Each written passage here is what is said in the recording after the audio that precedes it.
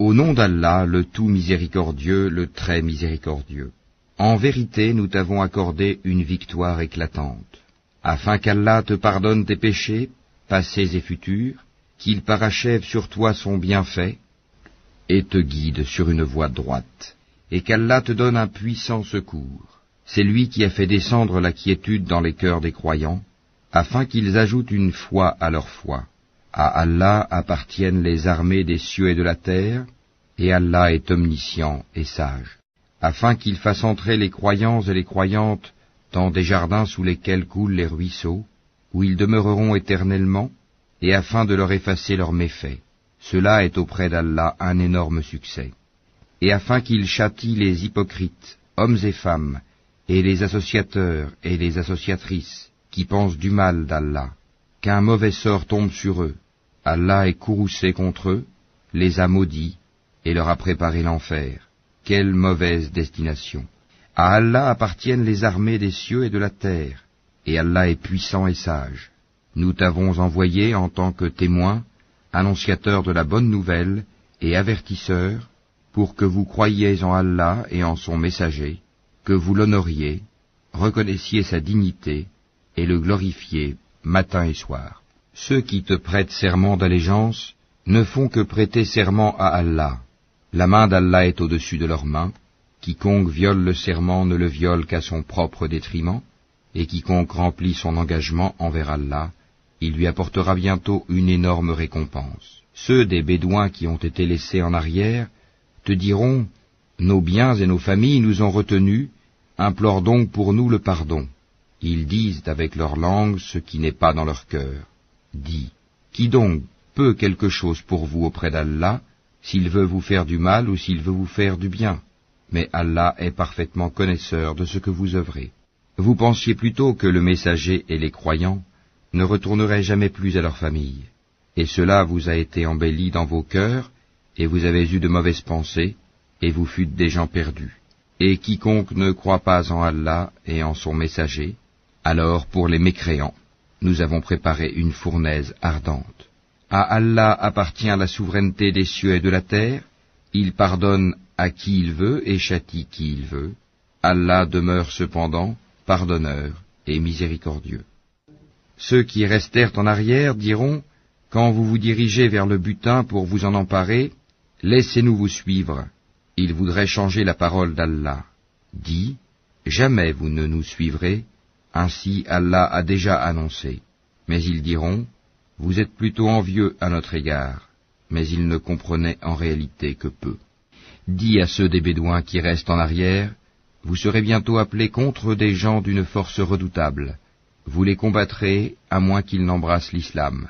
Si vous obéissez, Allah vous donnera une belle récompense, et si vous vous détournez comme vous vous êtes détournés auparavant, il vous châtiera d'un châtiment douloureux. Nul grief n'est à faire à l'aveugle, ni au boiteux, ni au malade. Et quiconque obéit à Allah et à son messager, il le fera entrer dans des jardins sous lesquels coulent les ruisseaux. Quiconque cependant se détourne, il le châtiera d'un douloureux châtiment. Allah a très certainement agréé les croyants quand ils t'ont prêté le serment d'allégeance sous l'arbre. Il a su ce qu'il y avait dans leur cœur et a fait descendre sur eux la quiétude, et il les a récompensés par une victoire proche, ainsi qu'un abondant butin qu'ils ramasseront. Allah est puissant et sage. Allah vous a promis un abondant butin que vous prendrez, et il a hâté pour vous celle-ci, et repoussé de vous les mains des gens, afin que tout cela soit un signe pour les croyants, et qu'il vous guide dans un droit chemin. Il vous promet un autre butin que vous ne seriez jamais capable de remporter, et qu'Allah a embrassé en sa puissance, car Allah est omnipotent. Et si ceux qui ont mécru vous combattent, ils se détourneront, certes, puis ils ne trouveront ni alliés ni secoureurs. Telle est la règle d'Allah appliquée aux générations passées, et tu ne trouveras jamais de changement à la règle d'Allah. C'est lui qui, dans la vallée de la Mecque, a écarté leurs mains de vous, de même qu'il a écarté vos mains d'eux, après vous avoir fait triompher sur eux. Et Allah voit parfaitement ce que vous œuvrez. Ce sont eux qui ont mécru et qui vous ont obstrué le chemin de la mosquée sacrée, et ont empêché que les offrandes entravées parvinssent à leur lieu d'immolation. s'il n'y avait pas eu des hommes croyants et des femmes croyantes parmi les Mécois, que vous ne connaissiez pas, et que vous auriez pu piétiner sans le savoir, vous rendant ainsi coupable d'une action répréhensible. Tout cela s'est fait pour qu'Allah fasse entrer qui il veut dans sa miséricorde, et si les croyants s'étaient signalés, nous aurions certes châtié d'un châtiment douloureux ceux qui avaient mécru parmi les Mécois. Quand ceux qui ont mécru eurent mis dans leur cœur la fureur de l'ignorance, puis Allah fit descendre sa quiétude sur son messager, ainsi que sur les croyants, et les obligea à une parole de piété dont ils étaient les plus dignes et les plus proches. Allah est omniscient. Allah a été véridique en la vision par laquelle il annonça à son messager en toute vérité, « Vous entrerez dans la mosquée sacrée si Allah veut, en toute sécurité, ayant rasé vos têtes ou coupé vos cheveux, sans aucune crainte. » Il savait donc ce que vous ne saviez pas.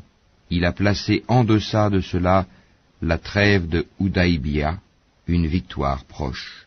C'est lui qui a envoyé son messager avec la guidée et la religion de vérité, l'islam, pour la faire triompher sur toute autre religion.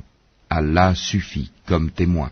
Mohammed est le messager d'Allah, et ceux qui sont avec lui sont durs envers les mécréants, miséricordieux entre eux.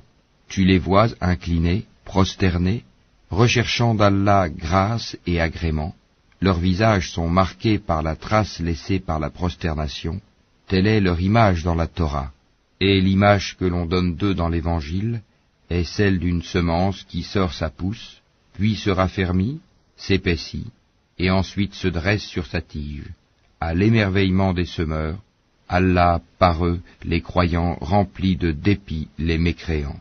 Allah promet à ceux d'entre eux qui croient et font de bonnes œuvres un pardon